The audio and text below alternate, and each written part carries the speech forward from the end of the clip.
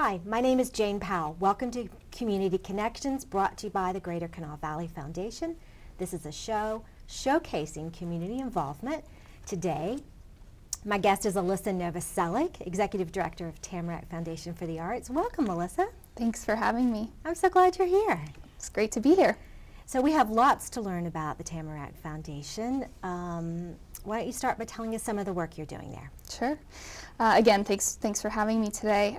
It's been a pleasure to be the Executive Director of the Tamarack Foundation for the Arts for the last 2 years. We are based in Charleston. We are a 501c3 organization separate from Tamarack, the facility, and we work to build the creative economy in total in West Virginia. So these are artists, entrepreneurs, businesses that make up the creative sector of our economy. Mm-hmm. What we know is the creative sector of our economy makes up 4.3% of our GDP nationally. Wow. And that is actually more than the agriculture and tourism sectors. And so in West Virginia, we want to see this sector of our economy grow. And so we're charged with seeing that happen. Mm-hmm. Tamarack, the facility, which many people know about, is overwhelmingly the best market for artists in the state of West Virginia. But like any good business, you want to be diversified. And so we're helping artists, whether they're joined into Tamarack or not, get their work into external markets and also help them with technical assistance to build their businesses and make sure that they have really great small businesses. So when you say external markets, you mean outside of Tamarack? Yes, and outside of West Virginia. So, an artist, and we're talking fine artists to craft artists, can sell their work in a variety of places. Some are local galleries, some are bigger galleries like Tamarack. But then there are a wide variety of other market opportunities across the United States and even internationally. We are working with a business right now out of Shepherdstown that just got a considerable deal in Sweden. And so when these businesses diversify their market opportunities, obviously they mitigate their risk and are more successful. Right, so Tamarack is involved in helping them network through that, and then you mentioned technical assistance. I'm assuming maybe that's some website classes and some marketing. Yeah, so we have a plethora of services for any creative entrepreneur in West Virginia, and these services are from emerging artists that are just starting out to mid-career artists to even really very sophisticated artists. Sometimes also a product would not make sense in Tamarack, the facility, and so we are really working to help those businesses as well. So we're talking fashion designers, woodworkers, photographers, get their work into these markets. So on the technical assistance side of things, we have classes and workshops, Tamarack Foundation University. I like it, okay. And helping artists from things such as how to better manage their social media presence to how to pick the right attorney that can handle copyright laws, which is something that's a big deal in a commodity-based business, to anything else from accounting to small business services. So Tamarack University is helpful because they're focusing all their energies on their creations and their art, and you guys are giving them back up to make it successful. Yeah, and through a partnership with the Small Business Development Centers, we work very much hand in hand with business coaches network across the state to make sure that we are really providing, from Tamarack Foundation perspective, the art-specific technical assistance and market reach with the relationships that we have with markets outside of the state, but also that we are working to build their business through these classes. Yeah, that's awesome. So you guys have just done a study, is that right? We have. Tell me a little bit about, it's a creative entrepreneur study, is that right? It is. So tell me a little bit about that. So when I took over about 2 years ago, I realized that we didn't have enough data to be making these programmatic decisions that we're talking about. So from things like Tamarack Foundation University to our Rural to Urban Markets program, I wanted to know what the creative entrepreneurship sector looked like in West Virginia and really what their needs were. It was really interesting.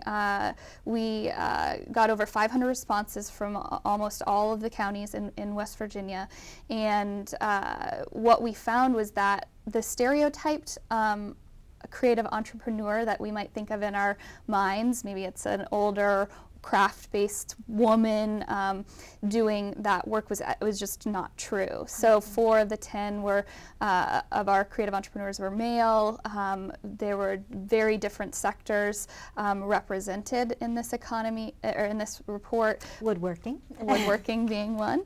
And also, half of the respondents were identified as fine artists. So we're talking painters, sculptors. And so we really wanted to make sure, well, number one, the study let us know that what we've been doing for the last 12, 13 years as an organization was right. Artists wanted, they needed technical assistance, and then they also needed this market reach. But also that we might open our minds a little bit more about who we're serving in this fine art perspective.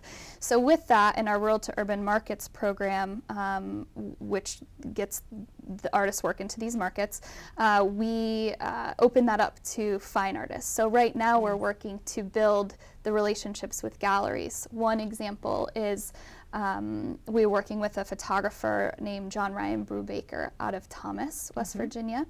And through some of our connections in this program, we're able to assist him in getting a show in Washington, D.C. at the Wellington Art Center. So we're not just looking at, what are these national trade shows that we can send craft-based artists to, but how can we also represent West Virginia on a national scale with our fine artists platform that we do have here in the state. Because building this business is important, well, for 100 different reasons, but as economies shift a little bit and the way people earn money shifts, then this gives them new opportunities. Absolutely. So I'm going to talk about another artist in Thomas, but she went through our Rural to Urban Markets program and makes her sole living as a fashion designer living in a town. I think Thomas is, 450 people. That's incredible. Yeah. So not New York City. Correct. Not Paris. Correct. And she wanted to come back home after school. She had a fellowship abroad and just this incredible artist and wanted to live in Thomas, and so because she sells in 20, I think she's probably up to 35 or something, but last I checked she was in 29 different facilities up and down the eastern seaboard. She's able to live in the place that she loves and make her work and have that be her sole living. And you're able to help her through the Tamarack Foundation. I love that. So Thomas, good things are happening in the town of Thomas, aren't They there? are, yes. Wow, I got to put that on my go visit list. Well, I've been fortunate too to be able to travel over 30,000 miles of the state this past year and see a lot of these burgeoning communities. One of the things that we have pivoted a little bit at the foundation is we were doing probably 90 to 95% of our work was on this like real business building stuff. And after I traveled around and realized where our artists were congregating, where artists are moving to, where we keep these artist businesses, places like Lewisburg and Shepherdstown and Wheeling is doing a great job, and Morgantown and Elkins. What we realized at the foundation was we needed to create a better support system locally. So now our work, we went through a strategic planning process with our board. It's about 65% building those businesses and about 35 really trying to get into the communities and help build up an arts council network to be able to support the work that not only we're doing from the statewide level, but for the services that can exist locally. Wow, that's great.